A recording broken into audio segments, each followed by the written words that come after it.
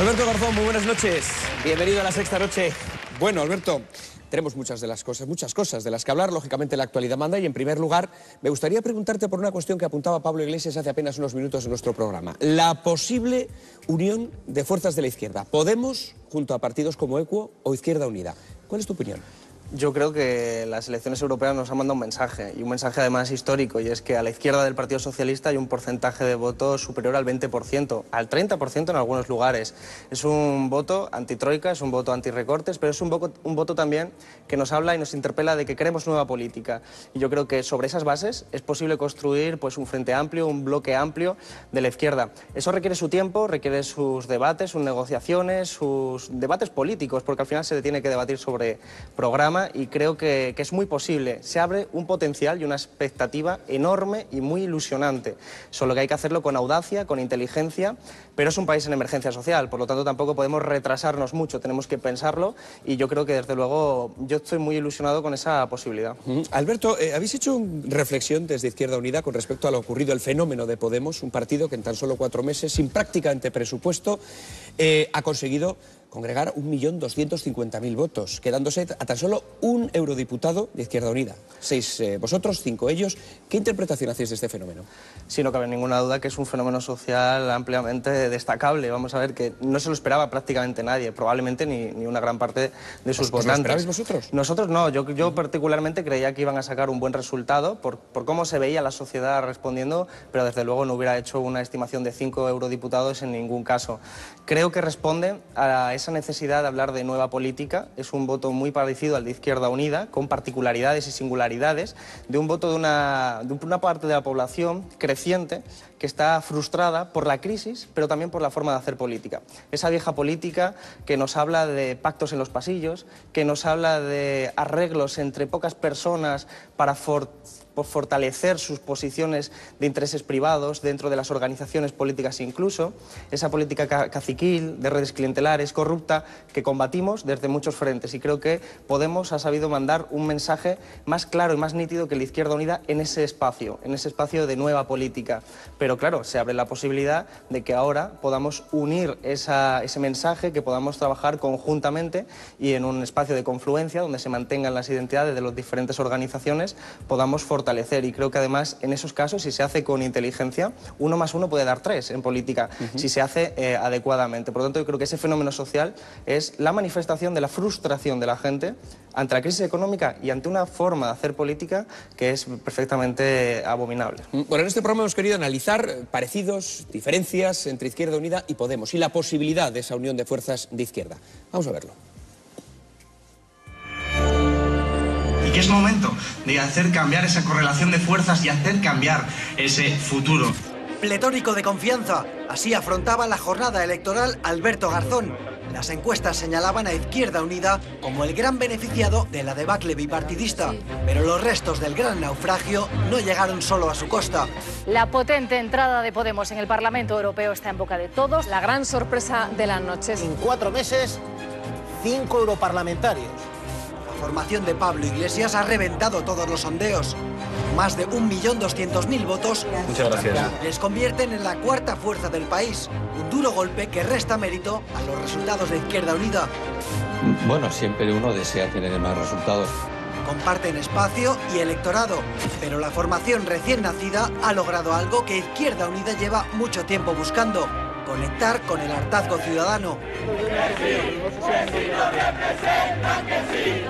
Un toque de atención que ha tenido que llegar en forma de resultado electoral.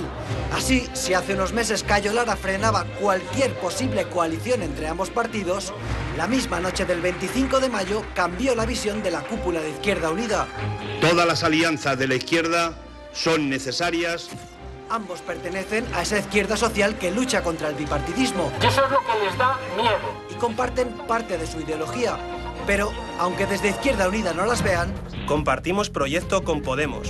Sus diferencias son notables. Para empezar, en la manera de elegir a sus candidatos. Mientras Podemos apostó desde el principio por unas primarias abiertas a todos los ciudadanos, quien disocia la pasión de la acción política está condenado a perder. En Izquierda Unida no terminan de confiar en ese sistema. un proceso de primarias abiertas podría imponer un candidato favorable a la pena de muerte en un partido que en sus principios es contrario a ella. Las políticas de Podemos se acercan más a las de los movimientos ciudadanos. Incluso han limitado los sueldos de sus 5 eurodiputados. De esos 8.000 euros brutos solamente podremos quedarnos 1.930 euros al mes. Iniciativas que podrían haberle servido para ganarse la confianza de pesos pesados de la izquierda española. Apoyos que habrían provocado que Cayo Lara busque un acercamiento entre Alberto Garzón y Pablo Iglesias para lograr el gran objetivo. Para que los partidos de la casta en nuestro país formen parte de la historia y no del futuro de nuestro país. Alberto Garzón y Pablo Iglesias, dos políticos jóvenes, formados y con espíritu renovador, que tienen en sus manos las esperanzas de una nueva izquierda. En las próximas elecciones veremos si deciden hacer cada uno la guerra por su lado o si descubren que están condenados a entenderse. Bueno, estas son algunas de las cuestiones que trataremos con Alberto Garzón y también hablaremos, por supuesto, de este libro, La Tercera República, un libro que suponemos hablará de ese posible advenimiento de esa Tercera República. Hablaremos también de este asunto, pero primeramente vamos también a presentar a Eduardo Inda y a Natibel Preciado, que nos acompañan esta noche para hacer algunas preguntas y para comentar precisamente los resultados de estas últimas elecciones europeas con Alberto Garzón. Vamos a empezar con Eduardo Inda, adelante. Bueno, todo el mundo, menos yo creo que en el Partido Popular, o algunos en el Partido Popular, pues nos han enterado que el pasado domingo ganó la izquierda en este país, de largo al centro derecha. El año que viene esa situación se puede repetir. ¿Qué plantearíais vosotros al Partido Socialista? ¿Qué exigiríais al PSOE para gobernar el año que viene en caso de que eso matemática, aritméticamente sea posible?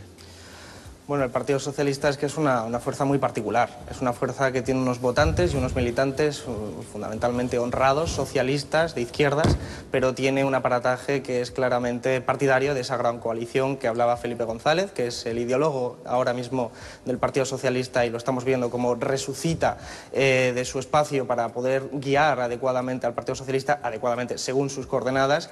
Y si esa es la posición del Partido Socialista desde arriba, la de pretender una gran coalición que frene el ascenso de la izquierda a la izquierda del Partido Socialista y que permita ser responsables frente a la Troika y seguir estando subordinado a sus políticas de recorte, entonces nosotros al Partido Socialista no le vamos a decir absolutamente nada, porque no compartimos ningún espacio de ese proyecto político. Nosotros somos una fuerza rupturista contra la Troika. Si el Partido Socialista, que ya ha gobernado a favor de la Troika, respetando y cumpliendo lo que decía la Troika, sigue en esa dinámica, desde luego seguimos sin tener ningún tipo de interlocución. Sí, lo que pasa es que no se sabe quién va a gobernar en el Partido Socialista dentro de un año. Caben diferentes alternativas, pero matemáticamente sería posible ese gobierno. ¿Qué plantearíais? O sea, ¿cuáles serían vuestros mínimos ante un posible pacto postelectoral?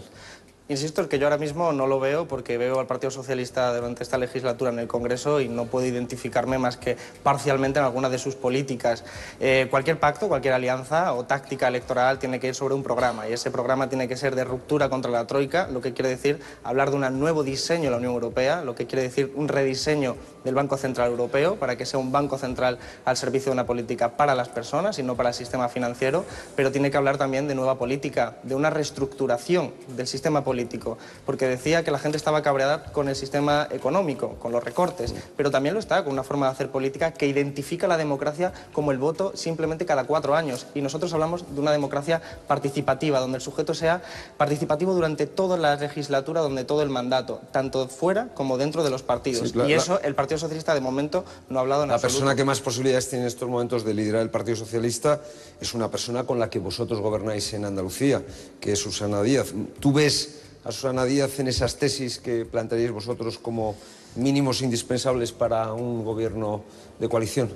Actualmente no lo veo, porque cuando Izquierda Unida hace un pacto en Andalucía con el Partido Socialista, lo hace cuando Susana Díaz no es presidenta y se hace sobre el programa. Susana Díaz llega de presidenta después y una de las últimas acciones que ha tenido ha sido el fenómeno de la corrala a la utopía, donde creemos que se ha comportado de una forma políticamente muy incorrecta y muy desleal con lo que es el programa. Bueno, lo que era desleal era darle viviendas a los amiguetes y no a los ciudadanos que se lo merecían, pero bueno. Desde luego es otro debate, Bueno, otro debate al que podemos entrar, pero si en cualquier habláis caso de ética, es otro debate porque todo fue legal y de hecho la marcha atrás que hizo Susana Díaz refleja perfectamente que sus acusaciones a su socio en ese momento, Izquierda Unida, eran falsas, porque ella misma dio marcha atrás. Si sus acusaciones de que era ilegal eran ciertas, no tiene sentido la marcha atrás. Por lo tanto, ese fenómeno yo creo que ya pasó, pero nos dejó un mensaje. Nos dejó el mensaje de que el Partido Socialista parece que no está cómodo con una Izquierda Unida que está cumpliendo el programa y que además dejó muy claro que no está en Andalucía por los sillones, sino que estaba dispuesta a irse si no se cumplía el programa que era para lo que estábamos en la Junta de Andalucía. Si a eso le sumamos que Susana Díaz lleva mucho tiempo pactando con las grandes empresas, con Telefónica, con Emilio Botín, el Banco Santander y con otra serie de grandes instituciones empresariales para plantear un nuevo proyecto de país, nosotros decimos que no, que el nuevo proyecto de país se hace con las personas, con las pequeñas y medianas empresas, con la mayoría de la población, no con una minoría de la población que se está enriqueciendo en esta crisis. Entonces, si ellos han elegido esos aliados, nosotros desde luego no podemos compartir el espacio político. Vamos con Otibel. Sí, cuando Pablo hablaba de la casta, yo tenía una duda. No sé si Izquierda Unida forma parte de la casta. Lo digo porque en 2013 usted pidió sanciones para los que habían estado participando de las cajas de ahorro, la parte de Izquierda Unida, los representantes de Izquierda Unida que habían participado en las cajas de ahorro. ¿Se les sancionó? Primero, ¿forma parte de la casta? Segundo, ¿se les sancionó finalmente o no? Sí, aquellas personas ya no forman parte de Izquierda Unida. Las sanciones judiciales son otro procedimiento en el que nosotros no podemos. Políticamente, desde luego, partiendo de una tesis que compartimos la mayoría en Izquierda Unida, sino todos, y es que una persona que roba, una persona que es corrupta, por mucho que se refugie en nuestras siglas de Izquierda Unida, no es un compañero, es un ladrón y por lo tanto no puede estar en nuestra organización. Y partiendo de esa filosofía, pues resolvemos todos los casos posibles que hayan podido ocurrir bajo ese principio, lo cual nos permite desligarnos de esa otra forma de entender la política que es, como ha robado pero es mío, es mi amigo. Por lo tanto lo voy a proteger hasta el final y lo único que voy a hacer va a ser limitarme a criticar al otro porque tiene más. Esa política, esa es la vieja política. Nosotros hablamos de una nueva política. Pero es cierto que hay una parte de la población que todavía nos ve como parte de esa casta política y por eso no ha confiado todavía en nosotros en estas elecciones europeas, por ejemplo. Y yo creo que eso es un elemento que tenemos que reconsiderar críticamente para permitir mostrar la realidad. Y la realidad yo tengo muy claro, y es que Izquierda Unida no forma parte de esa casta política entendida como aquellos que han estado gobernando, alternándose en el poder del gobierno y que nos han conducido sus políticas a esta crisis. Eso es el mensaje y hay que hacer mucha pedagogía política para demostrar que no es lo mismo un Mariano Rajoy o un Rubalcaba que obedecen a los dictados de las grandes empresas que Cayo Lara o yo en el Congreso que obedecemos al dictado de los ciudadanos y del pueblo porque somos pueblo. Mientras ellos tienen a Felipe González que se va a Gas Natural, mientras ellos tienen a Aznar que se va a otras grandes empresas, nosotros tenemos el ejemplo de Julio Anguita y creo que eso es la pedagogía política que tenemos que lanzar para resolver pues, un imaginario español que todavía nos asocia en parte al Partido Popular y Partido Socialista. ¿Pero harían ustedes de ese ejemplo ley? Es decir, ¿eliminaría la puerta giratoria para que los políticos acabaran en grandes empresas como ocurría hasta ahora? Desde luego que sí, porque lo de las puertas giratorias es un ejemplo muy claro de esa vieja política en la que se entiende la política solo como una forma de conseguir espacio de interés privado. Es decir, alguien que representa al pueblo no puede después cobrarle o pagarle los favores a una gran empresa a la que además cobra sueldos millonarios después y utiliza los contactos que tenía con la administración pública. Hay que ser muy severo y muy tajante en el fenómeno de las puertas giratorias porque nos está identificando que esa casta política que decíamos antes se tiene que unir con esa casta económica que son las grandes empresas y que son entre unos pocos los que acaban decidiendo qué se hace y qué no se hace en este país. Pablo Iglesias y usted, Pablo Iglesias 35 años, usted 28, son amigos, han trabajado juntos, han coincidido en muchas cosas. ¿Qué ha pasado para que haya caminos tan distintos, en teoría, personalmente me refiero? Usted ha empezado en un partido ortodoxo y Pablo Iglesias se ha convertido en el fenómeno político mediático del año. Hay divergencias, ya sé que se van a unir, pero hay divergencias muy notables. Bueno, en primer lugar, el programa es compartido ampliamente en su totalidad. Lo que ocurre es que hay diferencias comunicativas, de estrategia, de discurso entre lo que es Podemos y lo que es Izquierda Unida.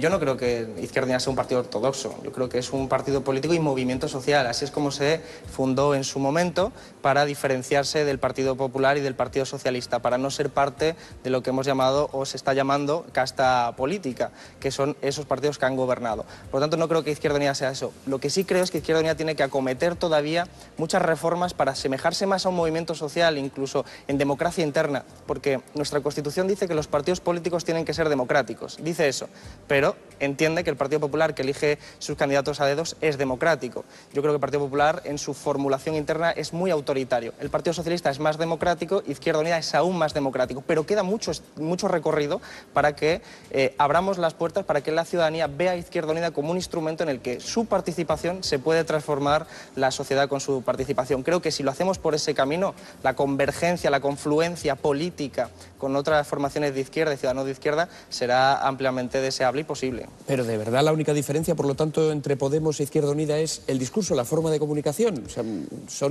¿serían intercambiables ambos programas? Hombre, hay matices en los programas, pero yo conozco perfectamente a las personas que han elaborado tanto el programa de Podemos como el de Izquierda Unida, que además ha sido participado mayoritariamente por mucha gente de la ciudadanía, y yo he participado en el ámbito económico, son muy compatibles y además compartimos el proyecto y el núcleo de lo que es el núcleo político.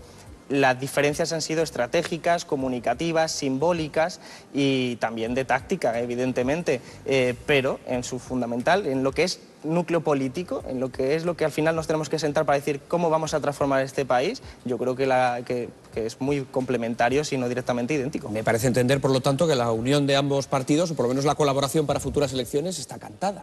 Bueno, si somos inteligentes, sí, porque hay que entender también que actualmente ha votado a Podemos mucha gente que en otro caso no hubiera votado a Izquierda Unida, y le ha votado por una serie de razones que habrá que identificar y que habrá que trabajar, porque a veces, si no se hace bien, 1 más 1 puede ser 1,5, desgraciadamente. Entonces, por eso la inteligencia y la audacia nos va a permitir que espacios complementarios puedan permitirnos que ese 20% que actualmente salió en las europeas a la izquierda del Partido Socialista pueda convertirse en un 28%, como es el caso de Grecia, o, por qué no, mucho más, dado que hay una base social del Partido Popular y del Partido Socialista que comparte también que no hay que privatizar la sanidad pública, ni la educación pública, ni bajar las prestaciones sociales, ni subir la edad de jubilación, y que por lo tanto hay un caldo de cultivo que nos permite que vayamos a la política y que acaben confiando en una fuerza de izquierdas. Un momento, una de sus proclamas es el relevo generacional. Evidentemente son ustedes un movimiento muy joven y son muy jóvenes. Dentro de ese relevo generacional, ¿habrá que acabar con la vieja guardia también de la izquierda? Me refiero a Cayo Lara, Gaspar Llamazares, Julio Anguita, en fin, tantos y tantos como forman parte de la izquierda, ¿o no? ¿O a eso se les perdona? Yo no niego que haya un elemento simbólico en la cuestión generacional. Un ejemplo es que cuando yo tenía 1 año, Rubalcaba llevaba varios años ya en el gobierno. Cuando yo tenía 1 año, Rajoy estaba firmando el acta de diputado en el Congreso, y Rosa Díaz llevaba ya varios años de diputada en el País Vasco. Es obvio que hay un elemento generacional muy claro, pero no nos podemos quedar solo en eso, porque al final es algo que tiene que ver más en cómo se enfoca la política. De mi generación, y voy a ser claramente irónico, de mi generación también es Julio Anguita y Beiras, que claramente me sacan muchos años de edad. Por lo tanto, el fondo político es lo importante, el cómo se entiende la política, y eso es lo que nos va a diferenciar, y no tanto la edad, aunque no niego un elemento simbólico. Por lo tanto, al final lo que tenemos que hablar es de programa y de cómo entendemos esta crisis de régimen, que es la crisis del partido político. Y yo estoy seguro de que en ese escenario Cayo Lara comparte la misma opinión que yo. Más allá del elemento simbólico y comunicativo, el fondo político es compartido ampliamente entre lo que decía usted, vieja guardia, Llamazares y Cayo Lara, que no son tan vieja guardia, pero que responden políticamente la edad de Rubalcaba, a lo mismo. o sea, que tienen la misma edad que Rubalcaba. Llevan el mismo tiempo que Rubalcaba, pero bueno. Adelante, Eduardo. Si Santiago Carrillo levantase la cabeza y viera que lo que a vosotros os ha costado 91 años, 93 años conseguir, Podemos lo ha logrado en 4 meses, pues le daría un síncope. ¿Qué cara se os quedó el domingo al ver que casi os pasan unos señores que, como diría aquel, acaban de llegar? Es que llegaron hace 4 meses. Eso en primer lugar. En segundo lugar, vosotros sois partidarios, si hay una posibilidad de gobierno dentro de un año, de exigir, programáticamente hablando, la convocatoria de un referéndum para que los ciudadanos puedan elegir entre monarquía y república. Es decir, es otro mínimo. ¿Me dejas añadir un paréntesis a tu primera pregunta? Igual son demasiadas cosas. Vamos solo una cosa. Respecto a Carrillo, yo trabajé en la radio con él y hablé en los últimos días de este asunto con él. Era un absoluto heterodoxo con respecto a Izquierda Unida. Es decir, hubiera apoyado a los jóvenes de Izquierda Unida, estoy segura. A Podemos y a ti. Bueno, yo como Carrillo no puede defenderse, tampoco voy a imaginar qué hubiera pensado. El domingo se me quedó una cara de alegría. de alegría y de satisfacción porque es un espacio que ha ocupado Podemos que nosotros por las diferentes razones no hemos podido ocupar y por lo tanto es alguna satisfacción. Si nosotros no hemos podido hacerlo... No, en absoluto. Eso pasa que nosotros entendemos la política como un deseo de transformar la vida de los ciudadanos hacia mejor. Y el instrumento con el que lo hacemos, la bandera, las siglas, que pertenece al ámbito de la liturgia, de la ceremonia, es un elemento secundario. Lo importante es que se pueda cambiar la sociedad y que se pueda cambiar a mejor. Lo que estás diciendo, Alberto, es que Podemos lo ha hecho bien y vosotros mal. No, en absoluto. Nosotros no lo hemos hecho mal, lo hemos hecho muy bien. Hemos crecido hasta el 10%. Es una gran noticia. Lo que ocurre es que encima complementamos esa alegría con la alegría de que hay otra 10%, prácticamente, un 7 con algo, un 8%, que se suma a nuestro proyecto político. Por lo tanto, hoy estamos más cerca de hacer ese proceso constituyente hacia un nuevo modelo de sociedad, hacia una nueva oportunidad para este país y especialmente para los jóvenes que el sábado. Y eso es un motivo de satisfacción. Y desde luego, cuando sumemos y invertamos la correlación de fuerzas que existe hoy en día entre partidarios de la Troika y partidarios del régimen político que nos ha traído hasta esta situación contra los que estamos por una sociedad diferente, entonces sí vamos a hacer el referéndum, por supuesto, porque la República para mí es un imperativo, es decir, es un elemento de principio democrático. O sea, pero ¿sería un elemento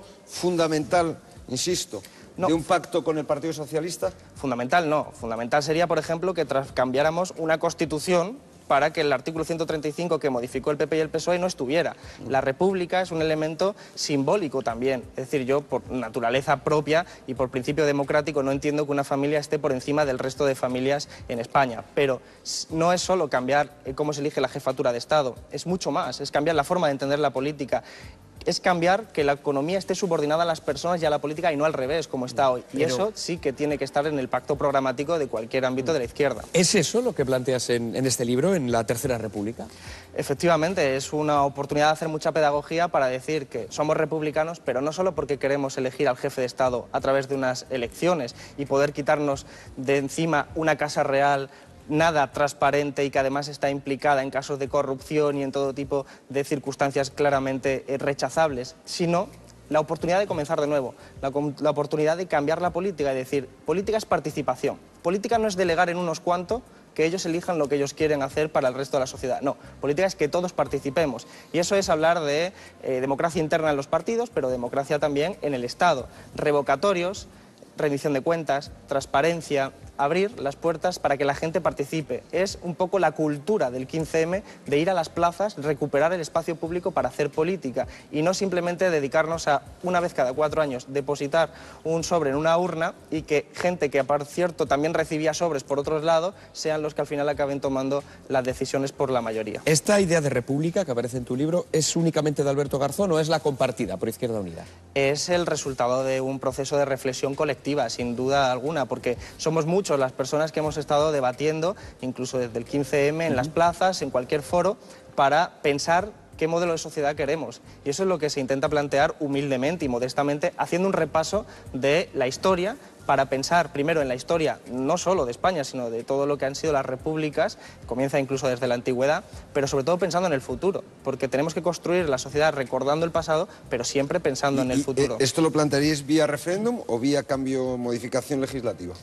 Dependerá de la correlación de fuerzas. Yo estoy convencido de que si hay una mayoría social que apoya un cambio radical de cómo funciona la política y cómo funciona la economía, estaremos... a referéndum, ¿no? Sí, consulta popular. Claro, pero podríamos estar en una situación en la que se pudieran convocar un proceso constituyente, directamente cortes constituyentes.